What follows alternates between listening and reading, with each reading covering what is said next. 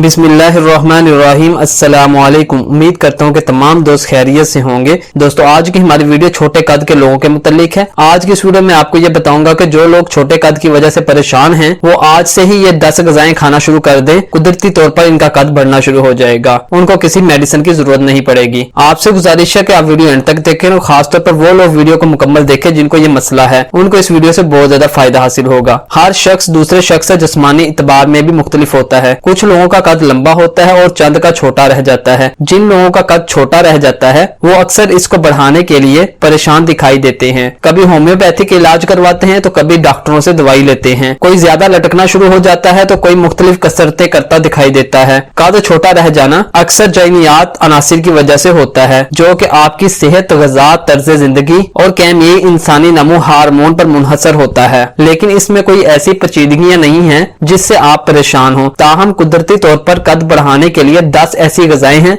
जिनका इस्तेमाल आपके लिए हर तरह से मुफीद है और सिर्फ कद ही नहीं, दीगर सेहत की बेहतरी के लिए ये अहम किरदार अदा करती हैं। दोस्तों, इन 10 ग़िज़ाओं में सबसे पहले नंबर पर अंडे हैं। ये विटामिन B12 और प्रोटीन से भरपूर होते हैं, जिसकी वजह से हमारा कद बढ़ता है। इसलिए ही कहा जाता है कि अंडा आपके लिए बहुत जरूरी है और अंडा खाना वाकई आपकी सेहत के लिए मुफीद है। दोस्तों, दूसरे नंबर पर मुर्गी है। चिकन में मौजूद protein, vitamin B12, niacin, selenium, phosphorus और अमाइनो एसिड्स पाए जाते हैं, जो तहकीक के मुताबिक कद बढ़ाने में मददगार हैं। इसलिए आप चिकन को भी तर्क ना करें, हफ्ते में एक बार जरूर खाएं। दोस्तों, तीसरे नंबर पर बादाम है। बादाम विटामिन, मादनियात, फाइबर, मैंगनीज और मैग्नीशियम की मिकदार होती है, जो जिस्म को न सिर्फ बढ़ाने का काम करते हैं बल्कि ज़हन को भी तेज करते हैं। दोस्तों, चौथे नंबर पर सब्जियां और फल हैं। ताजा फल खाने की आदत डालें, क्योंकि इनमें vitamin A, vitamin C, vitamin D, calcium, carbohydrates और पोटाशियम की मतलूबा मिकदार पाई जाती है, जो कि कद को बढ़ाने का एक अहम जुज है। दोस्तों, पांचवें नंबर पर दूध है। दूध में मौजूद कैल्शियम और विटामिन D